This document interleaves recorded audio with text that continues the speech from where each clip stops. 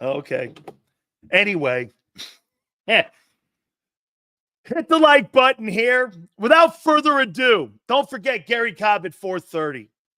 The man, the myth, the legend, our dear friend, Zander Krause, joins us each and every single Monday through Friday at 3:30, the co-host of Birds 365. He joins us here. And happy football Monday to you there, Zander. What's up, Big Cells? Happy Monday, brother. Zander, I'd be remiss if I didn't ask you your spin just for a couple seconds on what's been transpiring in this country over the last couple days. Everyone's talking about it, and I'd love to hear your take on it just as we get – and you know the cool thing is shows like this in sports and football, it unites us again, so we kind of get away from that. But everybody obviously has been affected one way or the other on what they saw this past weekend. Yeah, I hope we can unify as a country. It's funny, though, all the people talking about unity are the same people who've been calling the guy Hitler for the last 8 years, and now they're wondering how things got to this point. It was a sad day in our country.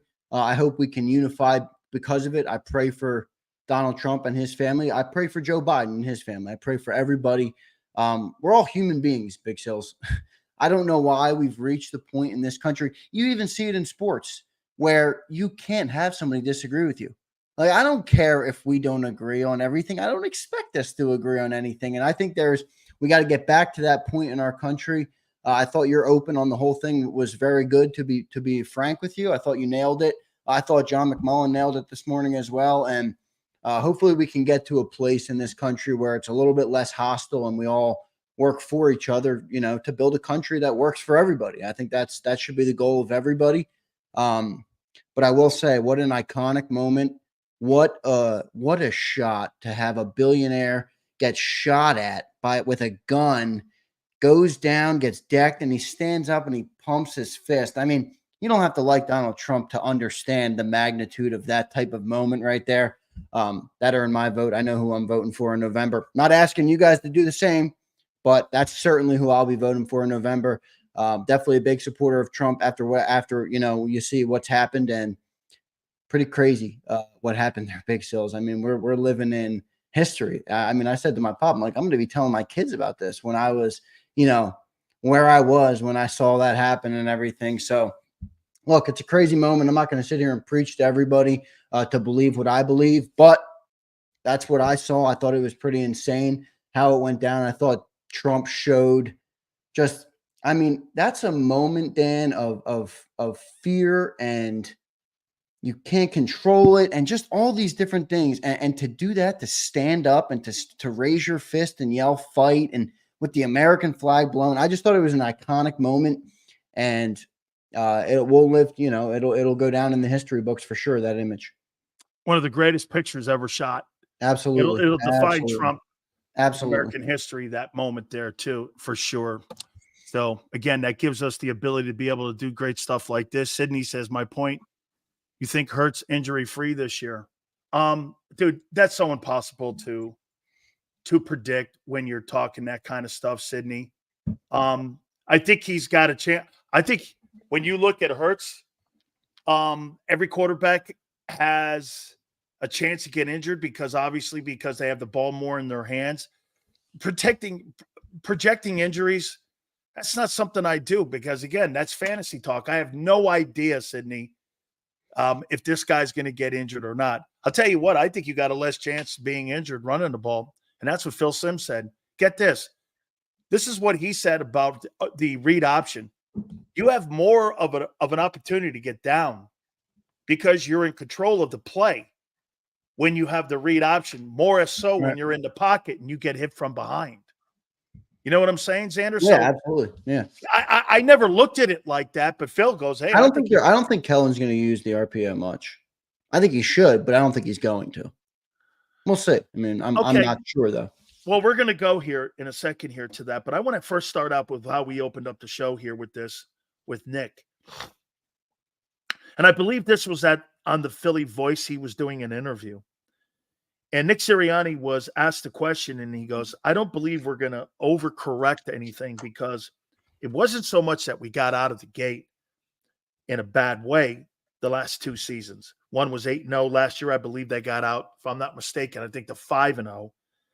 And so his premise is it was more about our finishes. How did you take that when he said that they're not really going to change anything in their preparation for the start of the season? Yeah, maybe that's part of the reason they brought in Saquon Barkley is they were struggling to close out games. I mean, there was a lot of tight games last year when you didn't have that closer, but I mean, look, they're in a way that's a little bit of a load of baloney. I mean, who's the coach that said that? You are what your record says you are. You went 1-6 down the stretch. You know, I don't want to hear the story. Yeah, I don't want to hear the story about how great you were. Look, fix it. Whatever the problem is, you're the head coach. You should understand what what it is, diagnose it and attack it. And look, they've done their job. I think Howie's done a good job. I think he's built a good roster around them. We'll see. I mean, the defense is definitely suspect, Big Sills, in terms of, getting this thing in a spot where you want to compete for a Super Bowl. I mean, a lot of our fans hate Jonathan Gannon. We had 70 sacks that year, dude. Like, we're never going to see that number in how long? I mean, so it's I hope our defense can be good, but there's a lot of projection involved in the defense coming into the year, and that's a little bit of a cause for concern. Offensively, I think we get back. I think Kellen Moore does a good job, but I'm not sure if you caught any of Birds 365 this morning. They did an interview with Nick Sirianni that was off the record to start. I don't know if it was delayed off the record. They didn't, you noticed they all wrote about it now today. So they must have gotten the clearance from the front office to. Was it a pool interview where there were a couple Yeah, guys they were all, yeah, it was an off the record interview with Nick, who talked to all of the beat reporters. It's a changed role. He's admitted that completely, and I posed to John, maybe it's a good thing. Maybe it's a good thing for Nick to be a CEO coach, but John pushed back and said, look, it's a lesser role. He already was a CEO head coach. Last year, he had final say in the offense. Now he doesn't have final say in the offense. So we'll see how it progresses for the team, but the talent's there. I think the coordinators are there for them to at least extract the most talent out of the guys they have. We'll see how it plays out. So here's my problem with that thinking then. I think every team is different, Zander. 2022 had more experienced veteran guys. 2023 is different. And the 2024 roster is different. I don't think you can have a blueprint on how you're going to start the year every year where you can just say this team here doesn't need, because this is what you have on this group versus 22. You have more projections and more potential conversation at every single position on defense than you did in 2022. You were pretty solid with your linebacker. Get this, your conversation on your linebacker position in 2022, there wasn't one. Everyone assumed that TJ had found a guy in 21 because when they implemented him and they installed him, it stopped bad run defense. So you had that conversation stop. He leaves. It's still here 2 years, 3 years later, since this guy you haven't addressed it. And so when you have all that, all the things you did last year at the beginning of the season affected your tailspin at the end. Well, it affected it. So I think that's a flaw, and I think that's a front office thing. And for Nick not to have any say, new coordinators, you don't think with new coordinators, how many practices do you think, Zander, the Eagles have had total so far going into training camp? What would you say? 3 days of OTAs, 3 days again. They had 2 camps and then another 4-day one. So you're talking about 9, 10, 11, 12. You had 13 days of practice with these coordinators as a unit. You're probably going to have 2 weeks of training camp. So you're really going to tell me 28 days or 21 days not even in pads. You're not even in pads yet. So you think 28 days of practice and 14 days in pads. You think you're ready for September 6th? No, I don't. I mean, I think it's one of the flaws, but it's also a league thing, Big Sills. Like, there's not that many teams out there that are working that much harder than the Eagles. There's a range. There's some flexibility there, but there's no 2 days. There's no deep early in July practicing. It's just not the NFL anymore, and that's why, the turnover at coordinators is such a big thing, maybe even more now than it used to be when, you're practicing all dang summer. It's not that much, you have it down by the year. So we're going to see how that plays out. I'm optimistic that the talent can overcome some of that, but I think it's going to be a ramp up period for sure. All right, let's move on to this other topic here. So the National Football League executives came out, and I talked to Mike Lombardi, as I said when I opened the show, he's been on the program. He's a former general manager himself with the Browns, worked up in New England with Belichick. He's got his own show now, and he's plugged in pretty much. And ESPN came out with their top 10 quarterbacks. And Hurts is not on that list. Prescott's 10, Goff's 9, A-Rod's 8, Stroud 7, Herbert is 6, Stafford is 5, Lamar is 4, Allen is 3, Burrow is 2, Mahomes is 1. That's a pretty good list. I mean, the only one I would change there would be Stafford. I'd probably put him lower and probably put Dak and Goff a little bit higher. I think Stafford is not the guy he once was, but go ahead, finish your question. Sorry. Okay, so this is what Mike said that they said about Hurts. I want to be – here it is. He said that the read option last year seemed to be taken out of the offense and that the precision RPOs weren't as effective as they were also the year in 22. They said this about him. He's probably a top 13, top 14 type quarterback and could play himself into being a top 5 quarterback if there's good coaching around him. But last year, there was clearly a step back in the approach on how they coached him. And so I was thinking to myself once again, okay, so this is once again an Eagle thing where if you're not coaching him, and Zander, I swear to God, man, and I'll say it one more time, if we're talking about how they're trying to help Jalen be a better 22 version, I'm having a completely different conversation on an everyday basis. I am completely different because that guy was a weapon then. But if you're going to try to tell me that you're manipulating him into being something different, look at what they're doing to Sirianni. They're trying to change him into the CEO guy.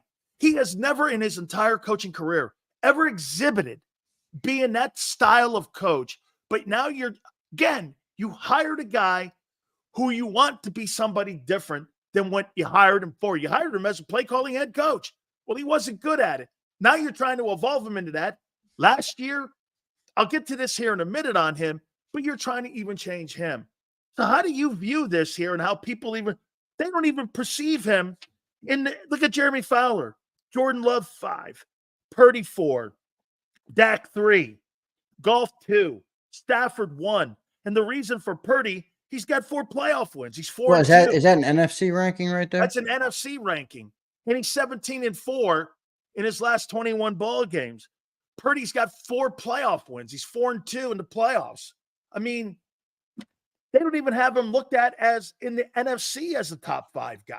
Yeah, well, listen, I think the thing that's hurting Jalen on some of this stuff is that he only did it for 1 year in terms of MVP caliber play. And by the way, if last year's first 12 weeks, if the season ended after 12 weeks, I'm not saying it did, or I'm not saying that you can factor out the last context, he would probably be regarded in that conversation. But when you have 3 years of being a starter and 2 of them are mediocre and 1 was great, people will side with what they saw more of and most recently. So Hurts is a bit fighting that narrative, but they're not entirely wrong. I mean, these are all guys that are right there. They're all comparable players. I think Jalen can. The point is, I'm fine with Hurts being ranked where he is because I don't think that means we can't win a Super Bowl with him.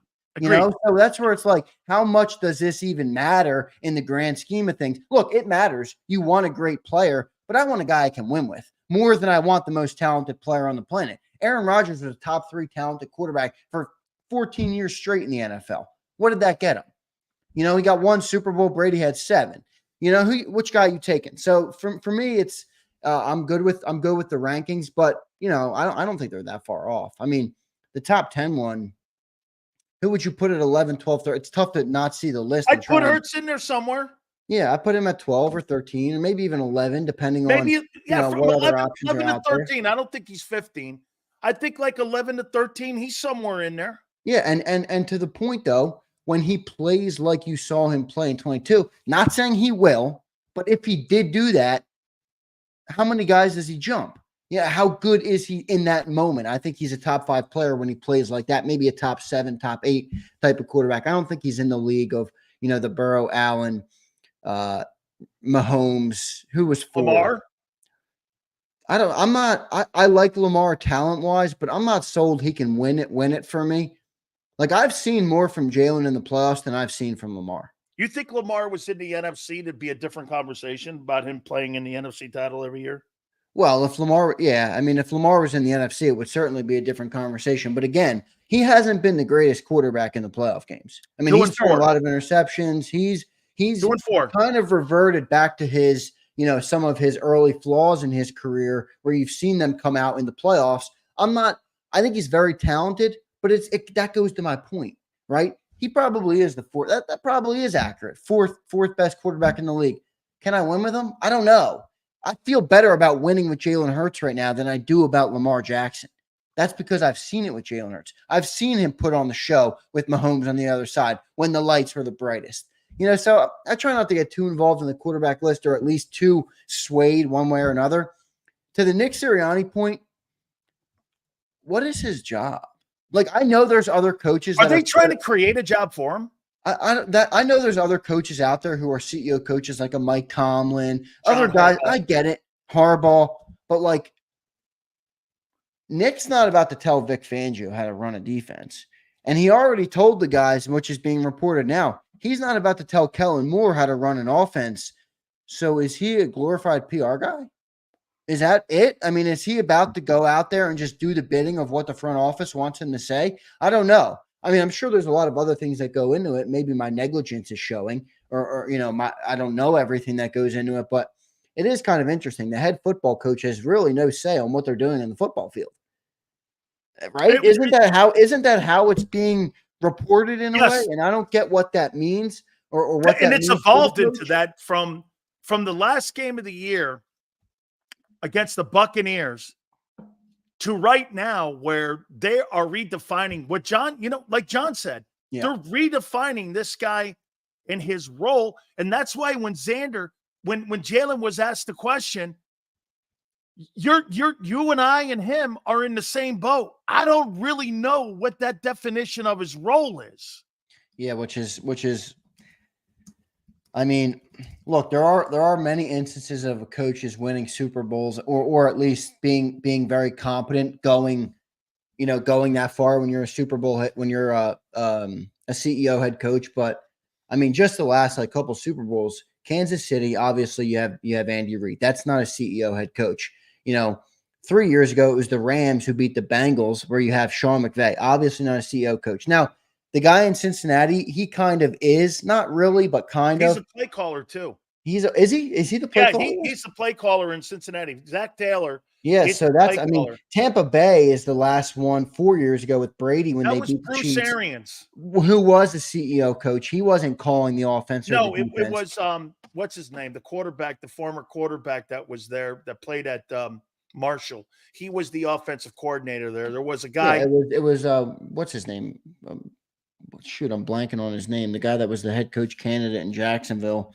Byron. No, what's his name? Yeah, Byron Leftwich. Yeah, right. I couldn't think of his name. Sorry about that. He was the offensive coordinator. And then the year before that, Kansas City won again, Andy Reid. The year before that, it was New England who beat the Rams. That's Bill Belichick. He's kind of his own guy. You can't really duplicate Bill Belichick. And then the year before that, it was Doug Peterson, who was the architect of the offense. So it's interesting to look at the Super Bowl winners in the last 6 years since the Eagles won and be like, a lot of them are offensive-minded or not CEO head coaches. And play callers. Steve Ike, come on, man. That's not true at all. CEO coach, that's been a thing for a long time. Ask John McMullen, who's been talking about he wants Nick Sirianni to be a head coach. Look, Don Shula was a CEO coach. He didn't coach the offense or defense. He never was. Jimmy was a CEO coach. Jimmy never coached the defense. And I'll make this point. Jimmy Johnson never coached an offensive play or a defensive play. On top of that, Marv Levy was never an offensive-minded guy with the Buffalo Bills. They had different play caller guys that were in the building there. All those guys that were there the other guy was not a CEO coach. Bill Walsh, he was an offensive play calling head coach. They always had a quality defensive coordinator on the other side of the field that Bill would hire. So certain coaches like Tomlin and John Harbaugh, that was a trend back in the day. Mike Ditka didn't run the deep offense when he was in Chicago. Buddy Ryan kind of ran the defense when he was in Philadelphia, but he had nothing to do with the offense. Yeah, I agree. I mean, look, I just don't know what Nick is going to be doing. If he's not involved in the offense and he's not involved in the defense, he's not involved in special teams, like what is his role? These guys, like, this guy's pretty, decent take here by Mr. Salmon. Thanks for checking in, bro. It's pretty clear what his job is. Sirianni's a wide receiver whisperer. I don't even think he's that anymore, mister. I really don't. I mean, John always talks about the first year he was there, he spent like so much time on the wide receivers. Nick's background is with wide receivers. It is. I don't even think he's doing that anymore. I really don't. I don't even think he's doing that, especially with Kellen Moore now in the room. Well, let me ask you something, though. Don't you find it kind of a coincidence that everything that the wide receivers are doing in today's Philadelphia Eagles, that's the superstar position and the superstar grouping, is on the Philadelphia Eagles? You think that's just a coincidence that Nick is, and a guy who's worked with Keenan Allen, he's a guy that's worked with Michael Pittman, he's a guy that's worked with really good wide receivers in the past, and they've really been successful. And all of a sudden now, don't you agree this is the best era of football in Eagle history for wide receivers? Oh, without a doubt. I mean, Is there any coincidence to that? I wasn't around for the early days when there were better players, Carmichael and Mike Quick and different guys like that. But ask anybody. I think anybody that's even been around. I don't know. We have plenty of Eagle fans who are older than I am. This certainly looks like the best wide receiver play I've ever seen, certainly in my lifetime. We have two bona fide wide receivers. You never had a 100-catch wide receiver until these two guys. Yeah, now the eras of football have changed in a way, to be fair, just to be fair. But yeah, I mean, the wide receiving group we have now is incredible. Remember, it was a reaction, though. It was a reaction to a failed attempt at fixing our wide receiver room with Jalen Reagor and some of those picks. So, but this is where we're at. We'll see how it plays out. But to go back, I don't know what Nick does. He's a PR guy. I don't know if that's a good thing or a bad thing. I go back to your list. Remember the list you made, which was, things the Eagles have to do to get back to a Super Bowl. One of the main things was stay out of the way by Nick Sirianni. So maybe that's becoming more and more true. One thing I'm going to say this, and I'm going to back up a little bit on Nick here. One thing this past weekend showed me is that you got to give people opportunities and maybe turn down the rhetoric on Nick a little bit. And I'm going to show you something here. Nick Sirianni, 667 win percentage, 34-17, 3 playoff wins, or 3 playoff appearances, NFC title and a Super Bowl appearance. Nick Sirianni deserves a mulligan. 100%. 100%. I think without a doubt, he deserved a chance to get it right. Now, I don't know if I love the way that they did it, though. I mean, maybe it was all Nick's doing. John says Nick knew he had to come up with a plan. And his plan was to put the offense in Kellen's hands and try and be a better head coach, do the other things right. Maybe that was part of his plan, which in a way I'm okay with. I'm just questioning what he's doing now. And look, it might all work out great. And Nick, at the end of the day, Nick's going to get flowers if they succeed. He's not going to get credit for the offensive success, but if the team succeeds, eventually Nick will be the guy that gets to take the credit as the head coach. But it is interesting. I mean, I just don't know what he's doing. I don't know if that's a good thing or a bad thing. I mean, what is he doing? We don't know. This guy, wait, this guy says, this is a good point. I mean, being a head coach and play caller is a new phenomenon. Yeah, but here's the problem with that. Nick wasn't the play caller last year. Brian Johnson was. And before this season, Nick continuously said, no matter who's calling the plays, it's my offense. I'm in control. I know what to do with the offense. I know how I want to play offensive football. He had the famous quote. It doesn't matter if it's Brian Johnson, Shane Steichen, Howie Roseman, Jeffrey Lurie, or any of you calling the offense. It's my offense. He's not saying that anymore, which is kind of an alarming thing. Zander, tell me this and just how they operate. If Nick or if Doug had won 11 games that final year in Philly, and with all the turmoil in the offseason, and they still looked bad, or they looked like they did this season here, do you think they still would have fired him? Can you say that one more time?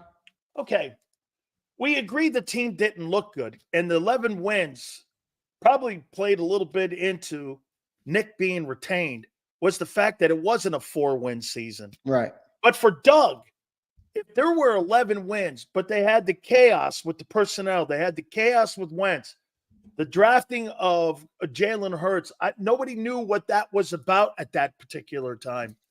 Carson Wentz melting down, all of that. Then their famous meeting. Do you think they would have still have fired Doug because they didn't like the direction of the way the team was going? Did the record have anything to do with Doug being fired, or was it just the way that Doug was getting along with Howie and with Jeffrey? Did the record even matter at the time, or was it just the relationship with the way the direction of the team was going? Yeah, to be fair, I think 4 wins should matter. I mean, it did matter. I mean, but that wasn't why Doug was fired. I think that was part of it, but Doug was fired because Doug said, this is who I want, and that's not who they wanted. He wanted to make Press Taylor, for better or for worse. That's it. Whether that was going to be the right decision or not is a different conversation. But that was the one. Doug deserved also a mulligan. Yeah, but for what he did. But it shows you, though, Nick deserved a mulligan too. But would he have been given it if he didn't do it in a way that they wanted? So. I don't think so either. And that just shows you the front office wants their power, which at the end of the day, what are you going to do? It's Jeffrey Lurie's team. He owns the damn thing. He's allowed to do whatever the hell he wants. But we're talking about it. And yeah, I think they probably would have fired Nick if he went with a different approach. And that's why, John's always like, look, this is what he felt he had to do to keep his job. And to his credit, he was right. Now, is the setup good? Maybe not. Is it going to work? Maybe not. But Nick lived to see another day as head coach of the Eagles. That is true. If he went in there with a different plan that they didn't like, he probably wouldn't be saying that right now, regardless of the 11-win season. We all saw how that ended. Jeffrey Lurie wasn't happy with how that ended. Now he's back for another year. We'll see how it plays out. Why are you so high on Saquon Barkley and John's not? What makes you say that? It just sounds that John. Well, no, this is where it gets funny because, because it sounds like John thinks he's a good player, but he's not a great player. That's what John says. He's not a game-changing player. Yeah. But we did our stat projection. John had 1,700 all-purpose yards for this guy. I had 1,400. So the perception is that I think the perception is that John hates the guy and I love the guy. John has bigger projection on the guy than I do.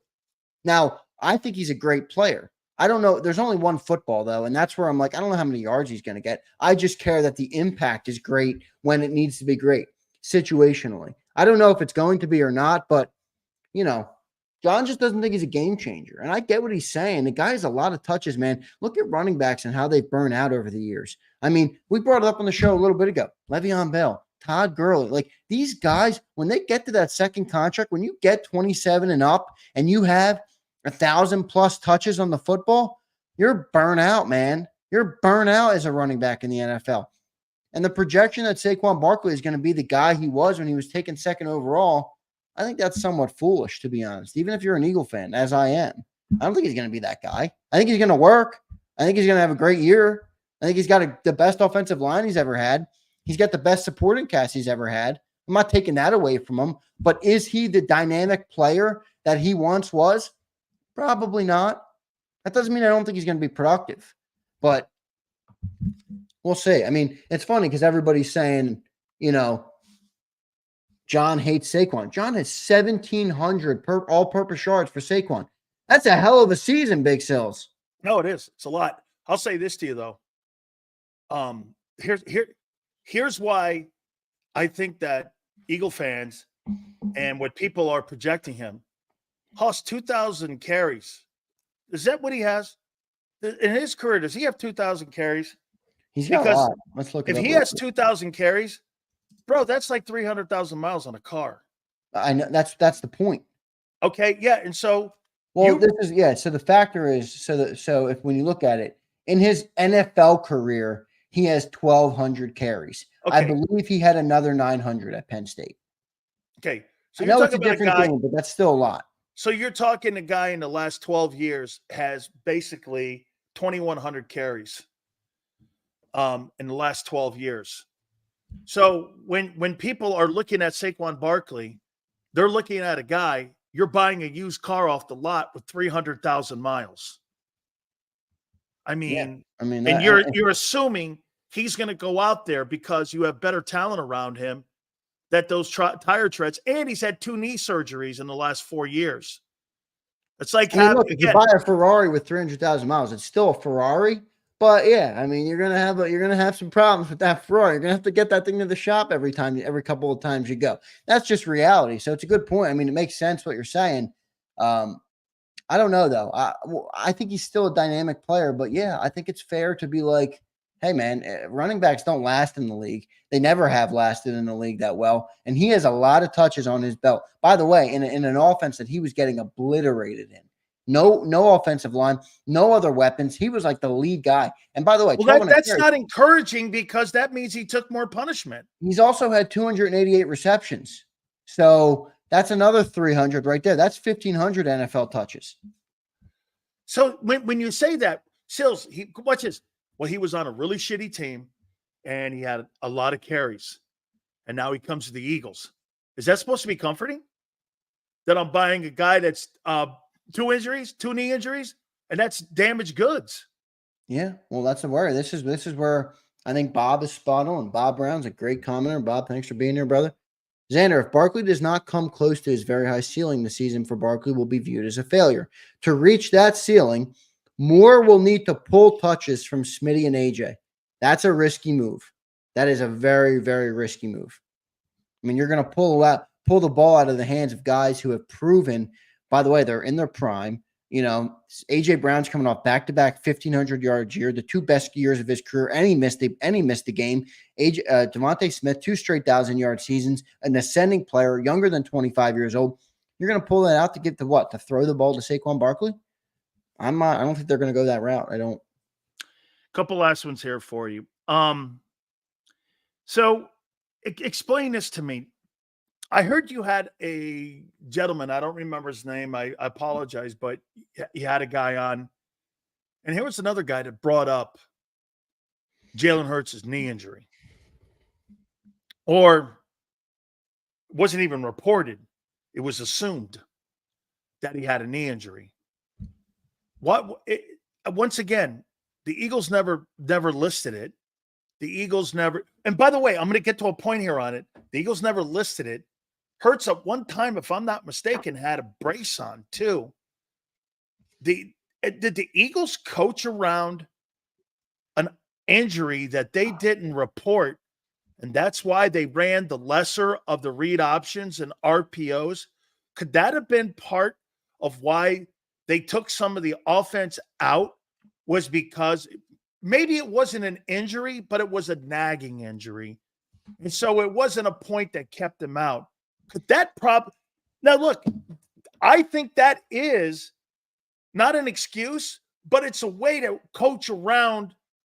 But when Patrick Mahomes got his foot stepped on, Andy Reid coached around that. And there were less plays in the RPO, and he didn't run as many RPOs. Yeah. So you coach around it. Do you think? Yeah, but maybe. But why didn't they just say that then? What? Maybe, but why didn't they just say that? Well, because that organization's like a lot of organizations. They don't want to show their hand. But in a way, they've created more questions.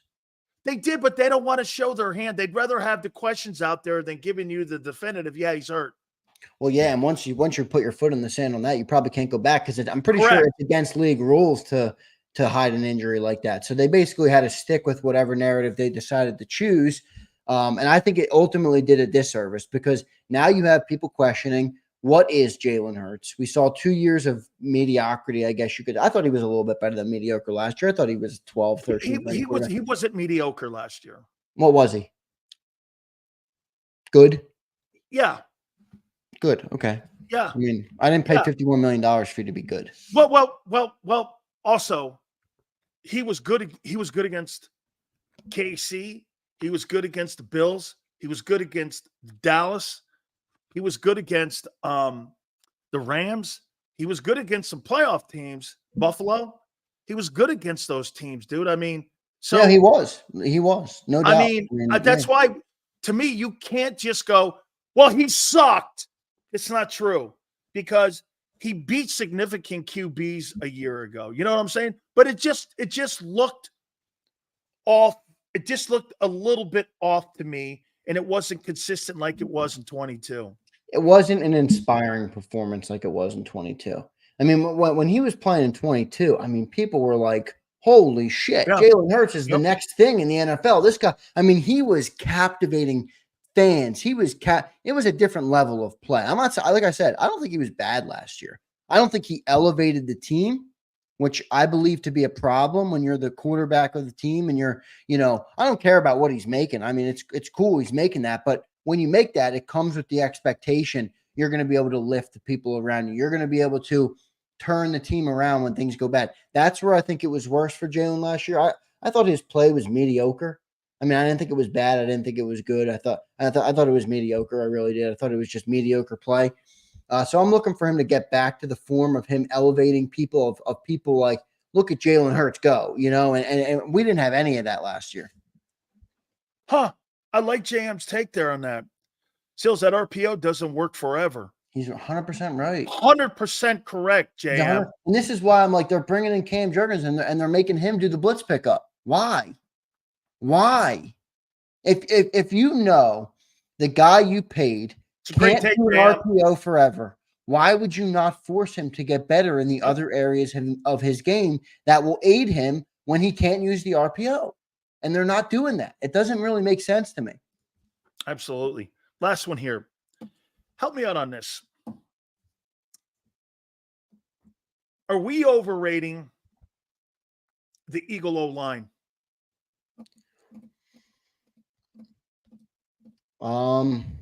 It's fair. It's a fair question. I mean, the team really struggled against the blitz last year. Really struggled. And running the ball late. Yeah, but they kind of went away from that a little bit. You remember the dudes outside the freaking link or outside of the Nova can, they were trash cans, run the ball. I mean, don't you remember Kelsey going like this? Let's run it. Remember? Yeah. Okay. Do you think we're looking at this like this? If you're so good, how come you couldn't pick up the blitzes? How come you couldn't pick up it's fair. pass protection? Now, do you put any of it on the quarterback? Yeah, well, I think you blame it. Like you said, how long did he hold the ball in 2022 in the pocket? Yeah, he was quick. He got rid of that ball dang quick. Last year he held it longer, much longer. And it led to more hits on him. Right. Okay. Well, is that on the line or is that on the quarterback or is it on both? I think it's on both. I mean, I think you can put a shred of blame on each person, but yeah, you might be right about the overrating the offense. Look, I mean, we have gotten into the mode where we love the offensive line, and to be fair, they are rated pretty dang high by all the like top you're three. A stat nerd, yeah, like they are rated very high. But yeah, I mean, there are moments when you're like what happened there? You know, the blitz pickup, namely. I mean, our team was awful against the blitz last year. I do believe part of that was on Jalen, and I don't think it's a knock where it's like he can't get better. He's a young quarterback. They're still throwing things at him that he's never seen. Remember, last year was the first year coming off his MVP caliber season. Teams adjust to you in the NFL. That's why the NFL is the NFL. They adjust to you. So it was his first year seeing some of those different looks, but you might be right, man. I mean, there might be some overrated going on, and you're going to see it now. I mean, we love to credit Stoutland, and I think it was JM, our buddy in the chat right now. I think it was JM who brought it to our attention. We love saying Stoutland's great, but every dang one of our offensive linemen is paid top in the league. Oh, yeah. You know what I mean? Like, it's not like it's not like he's making scrap guy. Now, Jordan Mailata was off the scrap heap. I mean, to be fair. So he made him three guys out of your five guys right now are top three salaries. Yeah. So you should have a good offensive line when you have guys making that type of money. So to be fair, you know, that makes sense, but I don't want to go there that they're overrated, because is Jordan Mailata overrated? No. Is Landon Dickerson overrated? No. Was Jason Kelsey overrated? No. Is Lane Johnson overrated? No, absolutely not. No. I mean, so it's as a whole, maybe. How about their performance in 23? Was it overrated? Maybe. I mean, but look, you can go down the Eagles roster in 23 last year, and you can literally read off every single name and say, where were they in the last 7 weeks of the year? Yeah, Every single one. The quarterback, the O-line, the receivers, everybody, the running backs, the defense. Last 7 games, A.J. Brown had one 100-yard game. I mean, that's the story. That's the moral of last year. That's the story of the 2023 season. Jalen Carter dropped off. Jordan Davis dropped off. Every person on the team dropped off in the end of the year. So it's tough to be like, oh, okay, we suck. The offensive line sucked down the stretch. Yeah, well, everybody sucked down the stretch. That's the point. Nobody was good. The quarterback wasn't. The offensive line wasn't. Nobody was. But to answer your question with a non-political fence riding answer, I'll say, yeah, I think maybe we're slightly overrating them. We got to see it again to get back to where we were. And I want to see it in pass protection, man. I want to see Hurts, I want to see them protect him in the passing game, pick up the blitzes when you need to pick up. And I also want to see Hurts make better decisions. Get rid of that ball quick. Jam's right again. The loss of Sayamalu, that was a little bit underrated. Oh, it was. And by the way, I'll make this point. Who do you think he was missed more, Sayamalu or Edwards? Both. Edwards, though, probably. I mean, Sayamalu was missed, but at least you had Kelsey and Lane on either side of him. It's becoming noticeable, though, that he's missed Sayamalu. For sure. I mean, look at Pittsburgh's run game. It's improved since he's been in Pittsburgh. Yeah, I just wonder if they don't care about the run game. Well, they better not. That you better not say that, because every one of your old linemen, like you said, paid top dollar, and you just paid $10 million for a back. I know. I'm the owner, though. I mean, they're not. They don't want to be this run-powered offense. They don't. And I wonder if they don't want to be a run-powered offense, but they're paying all the run-powered guys the money. I know. And those guys are supposed to be good in pass pro too. I mean, Senor brings up a good point. If Zander says Jalen Hurts' play was mediocre, then the O-line was mediocre. I would agree with that. I mean, yeah. But here's the thing. Like I just said, everybody was mediocre down the stretch. There wasn't one person who was good in the last 7 games. Who? Okay. However, what is really the greatest thing about this is everybody was mediocre, and you won 11 ball games, which is sick. I get it, but it's still sick. Leaves out some context.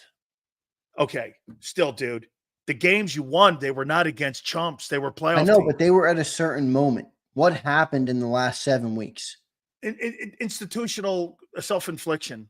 It was like 2 different seasons last year, though. Completely. Hey, I want to sneak one last thing on you here before I get you out of here, and then we're going to get Gary Cobb at the bottom. According to NFL analyst Chris Kaufman, the Eagles in the next 2 years are going to have $3 million in future cap debt that they're going to have, and they're going to have on the books. There's only one team in the National Football League, and I posted on my Twitter page, that shows that the Eagles are the most expensive team with cap debt due, most notably 90% of it next year. The next team is the Saints at $250. Then it goes down to the Browns at $240, Niners at $225, Bills at $195. So what we're looking at, and according to Chris, what he's saying is, with a $255.4 million cap, they are exceptionally above it right as of right now, and cap debt that's going to be owed, which means this. They're going to have to restructure contracts again, which means they may have to be moving people. The team won't look the same because they're going to have to go back and restructure contracts. Now, is Howie the guy? Absolutely. I'm just saying, you also have 27 free agents in the offseason, and you have a roster that you're going to have to retool again, and you're going to have restructuring to do this coming season when it comes to all this. Bro, there's a lot of work to do in the next year or so, and then you bring these coordinators in. I'll tell you what, the stuff's getting squeezed into where your Super Bowl window's today. Yeah, it's true. But look, here's the problem with what you laid out. I agree. It's definitely something that's going to need to be addressed, but Howie's kind of proven that he goes to the restructure table. And now look, eventually you're going to have to pay the price. Now, when that is, I don't know. The salary cap is probably going to keep going up. We don't know now with the whole NFL Sunday ticket thing. That might slow it down a little bit with those type of damages they have to pay. So, but Howie's proven that he does do the restructuring the right way to where when it becomes a problem, the problem is addressed And most of our players that are making up that cap hit are pretty young. And we're going to see. I mean, we're going to see how it plays out in terms of the cap regard. So, but I don't know. I mean, I don't know enough about how this cap works that when you have those massive hits in the future, how do you mitigate them? I don't know. It's a great topic to bring up with John McMullen, and I'm going to text him about it and be like, look, we got to talk about this because, everything looks great now, but even next year, like you talk about, what do we have? 24, 25 million? 27. You know what we have next year? Only 10. And that's with you got 27. You got 20. Oh, what the money you have right now is 27.7. But that's this year. That's next this year. Season, even with the guys we have under contract, we only have 10 million in cap space. Yeah, I like that. Right. So it's eventually, I mean, Howie's got a lot of work to do, but in a way, he's proven that he's going to fix it, going to figure it out at the very least. And the other thing is the 27 free agents, dude, it's a whole lot of nothing burgers. It really is. Well, there's a couple guys in there that are Milton Williams. That's it. And Mekhi Becton. That's it. And by the way, Mekhi Becton, we don't know yet. We're hoping. We don't know yet. He was a failed first-round draft pick in New York. Now it's the Jets. Milton Williams, in your opinion, is gone. He's a one-year guy. No, I think he's going to get done. No. I mean, Isaiah Rodgers. He's the only one of significance that I look at those 27 and I'm like, Okay, so Isaiah Rodgers and all three linebackers are going to be moved out again, right? Is there any linebacker that you're like, hey, man, no, get that guy under contract? We can't let Zach Bond go. That's still work that has to be done. Yeah, there's definitely work that has to be done. No doubt about it. Definitely a lot of work to be done. I'm just saying, when you say 27, people are like, hey, man, well, that's a lot of names. All of our starting 22 is under contract except Milton Williams. I mean, in a way, we're in a good spot, okay? So we'll see how it plays out. All right. Zander, awesome stuff. Folks, we really appreciate it. Gary Cobb's going to join us here in a couple minutes, man. I mean, it's always great to talk sports. Hey, by the way, you see how many teams, as I told you? So already the Ravens are in the building right now. How crazy is that? And tomorrow, Bears, Chiefs, Chargers, Giants, and 49ers. Their rookies report. The Eagles report on the 23rd. We're on the runway, baby. We're taking off right now. So we are here. Great stuff, brother. Don't forget, people, to check out Birds 365 with Zander and John each and every single morning. Brother, thank you so much, man. Appreciate yourselves. Good show, man. Thanks, everybody. Appreciate you. You got it. Keep it here. Hit the like button. National Football Show. If you missed any of today's show on the JAKIB Media channel, listen to the podcast on your way home. Available on YouTube, Apple, and Spotify.